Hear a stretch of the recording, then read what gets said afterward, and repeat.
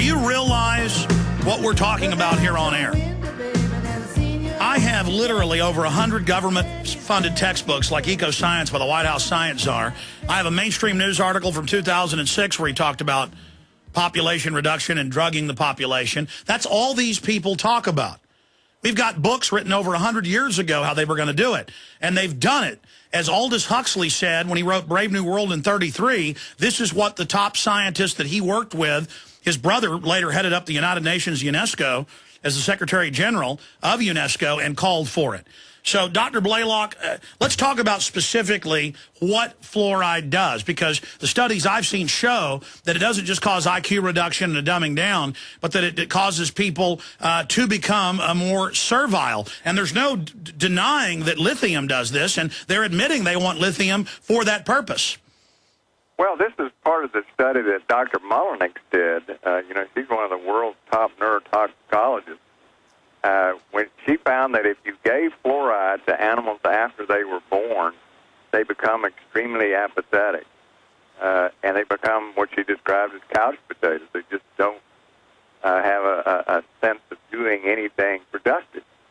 If you transfer that to humans, then she found the brain level in these animals is equal to what we're seeing in humans. We're going to have a society that is going to be very difficult for people to concentrate and focus attention and to pay attention to what's going on in the world and be able to analyze it. And look at Americans, the most intelligent, the most patents, the most aggressive. Historians worldwide wrote about us, and now we're the most slovenly and dumbed down because they've been hitting us with a chemical attack for 50 years. Right, by destroying our educational system and at the same time doing a number on our ability to think through chemical dumbing down. That's exactly what's happening. Let me just give a couple of quotes here I think people find of interest. This says, fluoridation is the greatest case of scientific fraud of the century. That was a quote from a friend of mine, Robert Carton, who's a former EPA scientist, senior scientist. The second quote says, regarding fluoridation, the EPA should act immediately to protect the public, not just on the cancer data, but on evidence of bone fractures, arthritis, mutagenicity, and other effects. That was a quote from William Marcus, Ph.D., senior EPA toxicologist. So here's two of the top EPA toxicologists saying the whole fluoridation thing was a fraud to begin with, and it's extremely toxic. Now, you think that the government top scientists know that. The government knows it as well. And whoever is going through these towns doing everything they can to force the towns to fluoridate, for instance, like Governor Schwarzenegger, who made the entire state of California fluoridate their water, whether they wanted to or not, you think they don't know these same things, the effects of fluoride? The National Science Institute did a extensive study to finally answer the question, is fluoridation toxic? Their conclusion was exactly what all of us have been saying about fluoride, that it is a brain toxin, a bone toxin, an organ toxin, a cell toxin, a DNA toxin, and it bioaccumulates so that people now are getting doses that are without any question toxic. Without any question, it has neurological effects, one of which is inducing a type of apathy. And doctor, this is an assault. This is a stealth kill, soft kill assault. These eugenicists, funded by the robber barons, who funded Planned Parenthood, abortion, everything else, they are literally brain damaging people and destroying their destiny. It is the ultimate crime. If we beat these people in the history books, it will be remembered as the greatest crime in history. Back in 70 seconds with Dr. Russell Blaylock. I'm Alex Jones. Dr. Russell Blaylock is our guest. His top website is BlaylockWellnessCenter.com. BlaylockWellnessCenter.com. Spell Blaylock, B-L-A-Y-L-O-C-K, just Blay and Lock. Dr. Russell Blaylock, very successful brain surgeon, researcher, inventor of some of the most popular used brain surgery techniques out there. And we've been covering what the head EPA Scientists have said, we've had the gentleman on, he mentioned, they've written letters with thousands of other scientists signing them, saying, why are you doing this? Even the American Dental Association, 4 or 5 years ago, my dad's a dentist, by the way. This was a big shock for him. He's seen the documents now and understands what's happening. Said, yeah, children under 5 don't brush their teeth with fluoride, causes dental fluorosis. Now, in fact, let me just grab it off the floor here. All over store shelves, all over the country, baby water with purified water with fluoride added. The toothpaste, everything. This is so diabolical. Dr. Blaylock, bottom line, they've gone from calling us kooks to now admitting they want to make us servile, and now they want to add lithium, and now they're mixing it in with the crops and the food. I mean, my God, these people, the point I was making is they're assaulting us. They admit they're assaulting us. We need to have, grand juries call for indictments? What do we do to stop these people? Well, I think our only real protection is nullification. The states have got to get together and just nullify this stuff.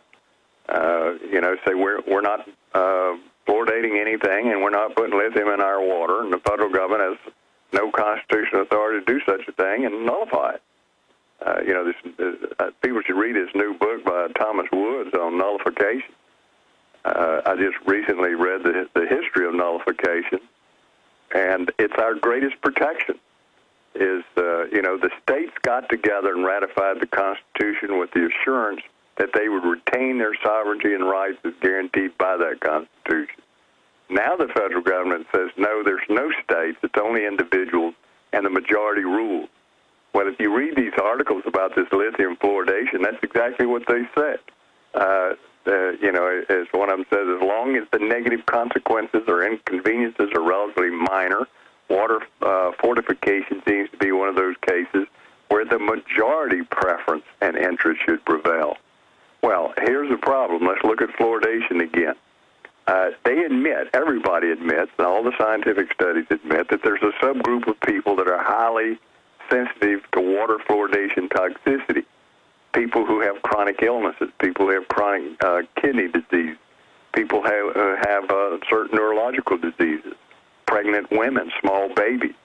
All those are at-risk groups. Well, their view is, well, they're a minority, so who cares? Let them be harmed.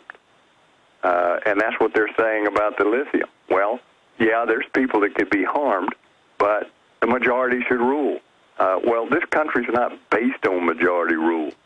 If you read the Federalist Papers, there were great assurances that the Constitution protected the minority, the small groups. Yeah, democracy's two wolves and a sheep voting on what's for dinner. And if the government can get 100 million fluoride heads to vote to take our guns, they can't do it. But it's the outrageousness, the nakedness of this tyranny, how they're just out in the open saying, yeah, we know it doubles bone cancer in boys. Yeah, we know it's causing arthritis. We know it's causing brain damage and macular degeneration. We know it's causing organ failure. We don't care. We're liberal. We love you. They know full well they're not liberal. They're a bunch of population reductionist control freaks that need to have their butts locked up in prison. I think we need to start getting really aggressive with these people assaulting us and our families. Doctor, I'll be honest with you. Every time I look at my children and think about how much trouble I got to go to protect them from these bastards, I get really angry. And I want to talk to you about, as a man, not as a top brain surgeon, not as a scientist, but as a man with family, how this affects you. Because let me tell you something. I'm against violence, but I am for defending myself. And I'm just more and more getting sick of these people and getting red-blooded angry. BlaylockWellnessCenter.com. Stay with us. Boy, a lot of things have changed. Oh, sure, I've got in my library over 100 government textbooks and white papers written by every major top government-funded scientist out there. And then I've got all the other government scientists coming out and saying this is deadly poison, they're killing us. And the government says, we don't care, it's going to continue. And now they say, yeah, we're going to give you vaccines that are live virus, re-engineered herpes virus. It's going to go in and destroy the receptor sites for hormones that cause stress and anger to make you be calm and happy. And why this will stop suicide, so everybody's got to do it. And in one of these reports, they say, let me just pull the report out. Here it is. Oxford professor Julian Savalayu Says fluoridation demonstrates how populations of the future could be mass medicated through pharmacological cognitive enhancers. And he said, writing for Oxford, and he's their top bioethicist there, that when questions arise whether they should be added to the water, like fluoride, he goes on to say we need Ritalin, Adderall, and he lists a bunch of other chemicals. So Ritalin, Adderall, Prozac. I mean, Prozac increases suicide in all of the major studies that are out there, Dr. Blaylock. Oh, exactly right. Exactly right. I have a friend of mine named Joseph Douglas who wrote the book Red Cocaine, and he's written a recent book called Mind Control. But he worked for the NSA for a while as a debriefer of Soviet defectors, and he debriefed one of the highest-ranking Soviet KGB agents. And we've gotten to be good friends for many years, and he sent me information showing me that the Soviets program was exactly what you're talking about, controlling people's minds using drugs and sophisticated advanced technology and neuropharmacology to be able to control stress and apathy and concentration and susceptibility to brainwashing. Well, now I'm seeing, as things you're discussing and that both of us know about, we're sort of seeing the same sort of thing over here, the same dream where we can medicate the water, make people more compliant to accepting these ideas. We can make them more apathetic so they're less likely to react adversely to some of our more totalitarian schemes. It's a control method that was first intensely being studied by the Soviet Union, and the United States government was quite interested in this. Now they're pursuing it. So I think people are just not paying attention if they're listening to these people who say, oh, we're just a bunch of right-wing nutcases who see a conspirator behind every bush. Well, as Alex said, and both of us read the primary literature, what's being written by these people. In their writings, they openly talk about this. They don't deny that this is the goal they're seeking. So, you know, you're kind of being foolish if you say, well, this is a bunch of conspiracy nuts. You better read their literature because they're telling you that, yes, this is what we intend to do. And I said that the book written by Dr. Lilly on the history of molecular biology, it's a history book. It's a science book. But she had access to all the Rockefeller files and tells that this is exactly what Rockefeller dreamed of, the day that he could, by biology, control human thought and behavior. Well, Doctor, as you know, 150 years ago, or a little more than 150, Galton creates eugenics. The Royals love it. It says, we're the elite, we're allowed to rule. And by 1900, literally hundreds of white papers about drugging the water. Then they discovered DNA, and they funded the abortion, the Planned Parenthood, and it's all stated. And so modern science was interwoven in the last 100 years, and medicine and chemistry with eugenics. I mean, my dad went to UT, and he said every class he was in, they taught him, you're the elite because you're going to, be going to medical school, and you're the elite because you have the highest test scores, and, should we drug the water? Because these were young people. They were just testing to see if they'd buy into the club to then be promoted. And then when my dad was top of his class, they pulled him aside and said, look, we're carrying out eugenics. And he kind of freaked out and, wasn't part of it. But it's not just my dad, it's everybody. I mean, let me ask you, Dr. Blaylock, when you went to several prestigious universities, did you ever run into this propaganda? Well, yeah. I mean, and the interesting thing was you talk to your colleagues, they were not opposed to these ideas. They thought they were good ideas.